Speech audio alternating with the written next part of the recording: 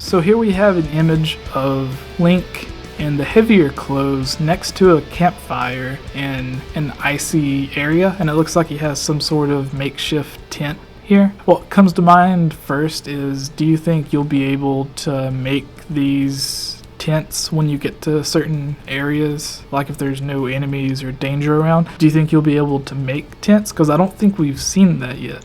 Have we? No. I know all you can do. I think you can rest at a campfire, and wait. But I don't think you can make tents as far as we've seen. I don't think that you're going to be able to make tents. I think this is something that was just pre-existing in the campfires there, and Link just so happened to stumble upon it. Yeah. This could be an area that was previously overran by moblins or bokoblins. Mm-hmm. Because I think they've had tents and like tree forts and stuff like that. So if this was an area being used by one of them, and then Link just cleared out the area and set up the campfire, and maybe that's what happened. Because it looks pretty empty to me. Like you can't really see too far because of the way it's angled. Like it kind of goes uphill, and then you can't see anything past that.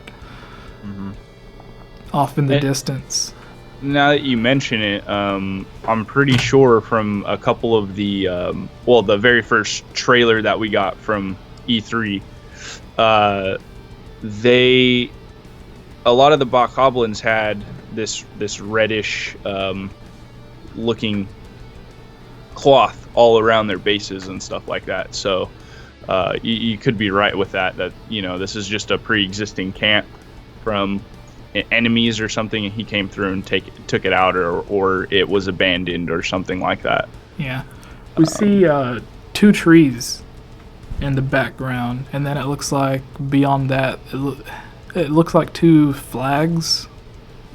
Oh yeah, those do look like those red flags. Yeah. That we've been seeing all over the place. If you zoom in, I don't know if you can do it. I'll do it for the people watching on the video.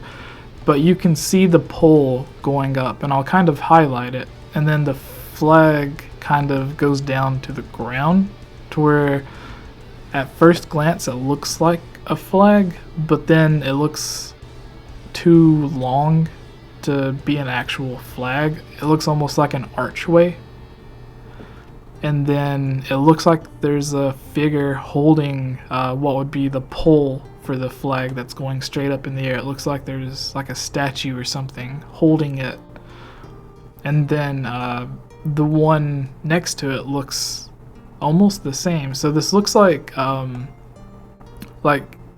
necessarily a gateway, but a path leading somewhere. Like there would be like a road or a bridge between. I'll put an example up for the people watching, but it looks like that to me. Because if you zoom out, it does look like a flag that doesn't have much wind waving, so the flags are just like leaning towards the ground. But it looks more like an archway going up to hold up the pole or something. Other than that, it looks... The icy mountain on the right side looks completely different than the snowy hills on the left. So my thought is you'll be able to climb those snowy hills, but just like I believe Nintendo said in the shrines, you can't climb the walls in the shrines because they're too slick. Mm-hmm. And then you can't climb down or up the Great Plateau to get off or to get back on it. And rewatching some of the E3 videos, I think it was the exploration video. Nintendo just has it like Zelda Breath of the Wild exploration, I think is the video. Mm-hmm. And they talk about, because I was preparing for a new video that I was going to do, just listing a bunch of random facts, because during E3 there was so much information given that when I went back and started listening to all of the things that they were saying, there was so much that I had either forgotten or was just too excited to take in at the time, because we were doing the live stream, so there was a lot of talking back and forth. But one of the things that they mentioned is that, and they mention it several times, if like there's a hill or a large area and it starts raining, then the hill might be too slick to run up, or the mountain might be too slick to run up or to climb. So like if there's a shrine there or a certain village and it starts raining, then you'll have to leave and come back the next day when it's not raining. So oh wow, I didn't hear them mention that at all. That's pretty interesting. Yeah, I'll send you the link to the video. I remember the exact part that they start talking about it, because they end the video, like there's a waterfall in the video, and then there's like a big hill, and it's not raining at the time, but they mention that if the way that the weather changes in the game, it will affect how you traverse land. So like doing a certain mission or going to a certain area, if it becomes nighttime, then you might want to leave and come back because the enemies get harder. And then if it rains or snows or something, then it'll, like, you just may not be able to walk up it. Like you'll run up the hill and then just start sliding back down or something. But yeah, just like that. The point I was getting to, the huge icy looking glacier mountain on the right looks like you either have to come across an item later in the game to like ice picks or whatever to use to climb up the mountain, or you just won't be able to climb up the mountain. It'd be like the ice climbers. Yeah, like if you played the Rise of the Tomb Raider game, like as soon as you start the game, you have to run, and I can't even think of the right name of them. But like the ice picks or the stabby things, I don't know. But you know what I'm talking about. Like you use the spikes to stab into the ice. That way you can climb up it. The newest Tomb Raider game starts out like that, and I imagine there'll be an item like that that you'll need to climb up these types of icy mountains.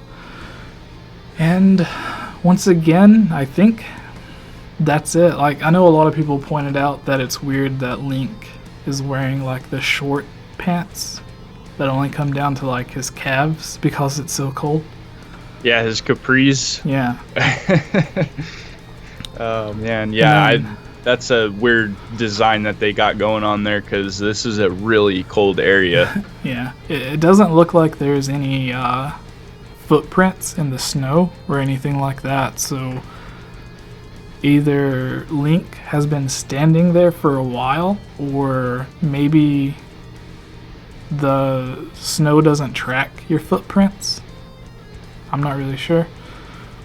It seems like that's something Nintendo would include, to where like the snow would track your footprints, because even like I think even all the way back to Ocarina of Time, if you got out of the water for like a few steps, your feet would leave like wet prints on the ground, and then after you took 6 or 7 steps, it would eventually dry up. And as like Twilight Princess, Wind Waker, Skyward Sword, as the graphics progressed, so did how Link looks when it gets out of the water. So since they focused on that for so long, and that's such a small detail, you would imagine they would have something similar in this, to where if Link's walking in a snowy area, you'll see footprints, because a big part of this game is going to be stealth. We see like the stealth meter down at the bottom of the screen whenever there's gameplay, and you would think that at a certain point there would be, say, like a group of bokoblins or whatever walking at a certain path, and you would be able to see their path from their footprints, so you would know not to go in the direction of the bokoblins. You would think they would include something like that in the game, since stealth, again, is such a big factor, but who knows? Maybe it's just not in this area, because if you look at it, it looks like Link's feet are like going into the snow. They do. Like you can't see the bottom of his boots. Did did they have footprints left behind in like Twilight Princess's snowy area, or I don't even remember. Snow Peak, or Majora's Mask? I can't even remember if up in that region where the Gorons are at and everything. I think if you're a Goron, I want to say if you roll in the snow, it'll leave a pathway, but I don't necessarily remember if you walked in it. But you can look that up really quick if you want gameplay or something on YouTube. I'll add in like a little clip if they end up doing it. But I'm going to go ahead and move on to the concept art. We've seen Link in this before. This is really the only outfit that you're given during the E3 demo to go in like the higher up areas where there's snow and ice. And Nintendo posted the concept art for it so you can get like a good detail. And the Sheikah Slate is really, really detailed to where you can get a close-up look at it that you might not be able to in the game, because Link's always a certain distance away from the camera, and then he's always moving in the trailers and stuff, so you can't really get a good concept of what the Sheikah Slate looks like. But you can see like it's clearly glowing blue here in the concept art. And again, earlier I mentioned that during the image that Nintendo released of Link in the shrine with the Guardian, the Sheikah Slate was glowing orange, and I hadn't really seen that before. So it's kind of a cool concept that you'll see the Sheikah Slate glowing the different colors. Other than that, you see the different hairstyles that Link's going to be able to have, like putting his hair in the ponytail or whatever. And then there's just an image for some reason of what the shirt or the tunic looks like without Link in it, and it looks like it's not colored like the other ones. And again, Link's capris, and it doesn't look like he's wearing any socks with his boots either, so you would think, like, he has those big thick gloves on, you would imagine he'd be wearing like knee-high socks at least, since he's not wearing any pants that go down to his feet. And then lastly, we talked about this earlier before we got to the video, the circle rope thing. It looks like that's the sash thing that's going around Link's shoulder down to his rib area or his waist. I think that's what it is. I'm not really sure. And also you can see like a blue circle going around it. I think that's just showing you that the rope or whatever it is bends right there as it goes around. There's not really too much to show here except just cool concept art of what the outfit looks like from the front and the back. It's kind of weird. I guess he has two different belts on, but I guess I don't know what that's for. Maybe to carry all of the different pouches with the items. Everybody always jokes, where does Link hold all of his weapons? So maybe that's why you need two belts. Cause in Skyward Sword, you were able to, from Beetle, you were able to buy all of the different pouches to hold more items. So in Breath of the Wild, if there's a similar concept to where you can buy bigger or more pouches, and then say if you bought a bigger pouch, if you were able to physically see a bigger pouch on Link, that would be a really cool concept. Most definitely. Or, like the wallet that he keeps the rubies in. Like in Ocarina of Time, you had the adult's wallet and then the giant's wallet. So like in a similar way, if the wallet got bigger as you upgraded, it'd be cool to physically see that on Link as opposed to just having it in the menu screen. Yeah, most definitely. Yeah. We haven't seen anything really like that, outside aesthetic wise. Yeah.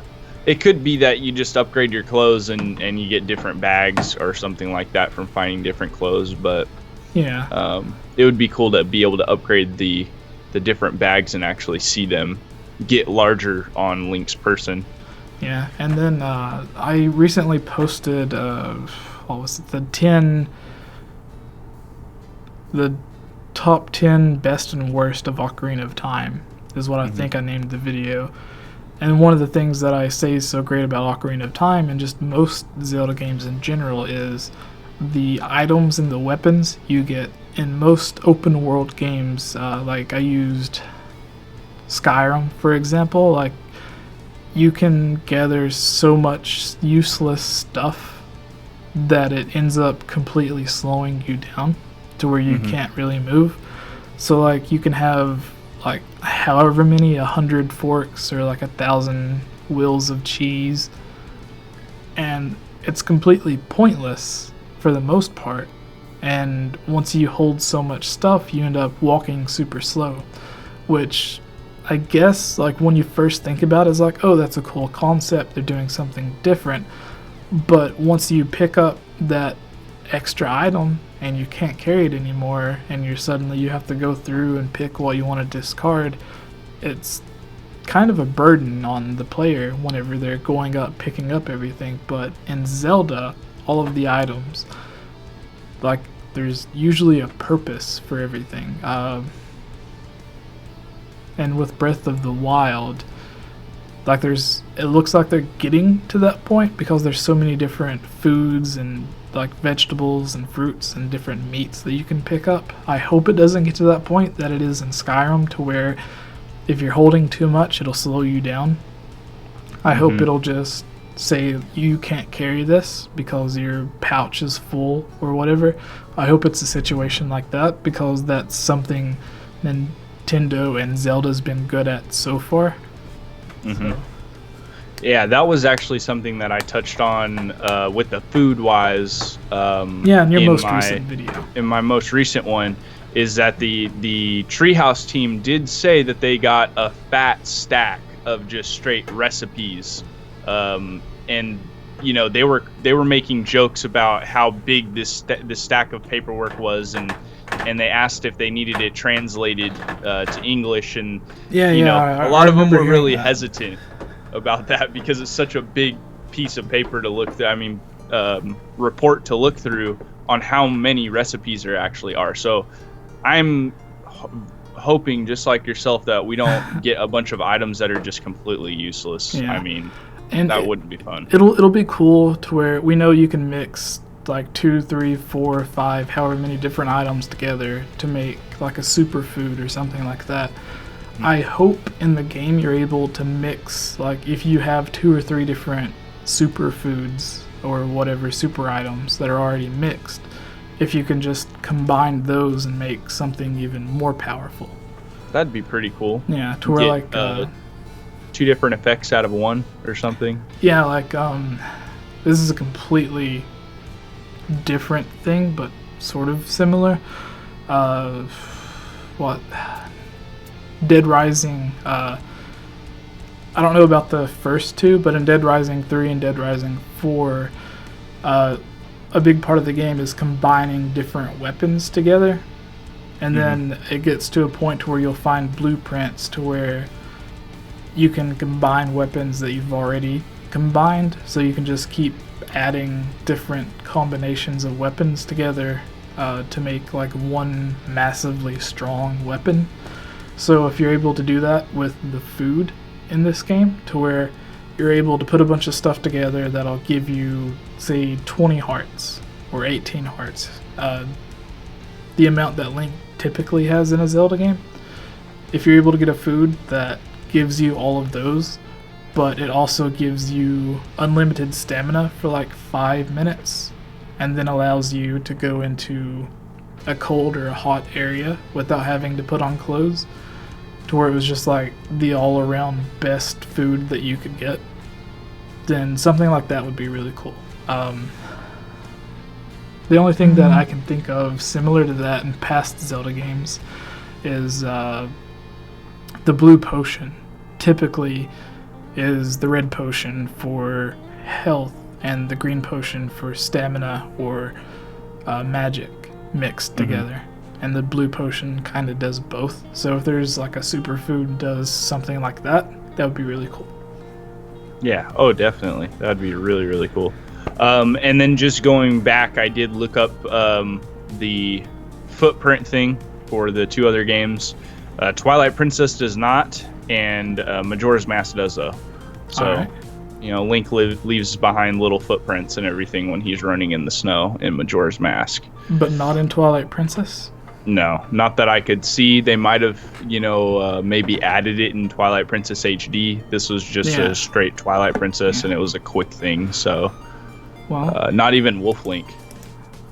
But I know a lot of the area that I was looking at, Link was, past his ankles, almost like what we see here in the screenshot is where Link's feet are kind of sunk into the snow. I want to thank you all for watching this video. If you liked it, give this video a like and share it with your friends. If you haven't already, please subscribe so you don't miss out on future gaming news, theories, rumors, and discussions. Also, let me know your thoughts in the comments below on how it could be improved. Your feedback is the most important part of bringing the quality of content on this channel to be the best that it can be. I would like to take this time to give a huge thank you to this month's Patreon supporters: Jonathan, The Edge Network, Magic Tech Review, John Frank, and Harris Priest. This video was made possible by supporters on Patreon. If you would also like to support this channel, head over to patreon.com/GameOverJesse where you can support this channel as well. Rewards vary from having your topic featured on a future discussion, seeing videos early, joining as a guest on a video, shoutouts, and having a custom avatar similar to my own drawn a view to match any video game or anime art style that you would like. Mine is of myself as Link, but you could choose to have yours any way that you would like.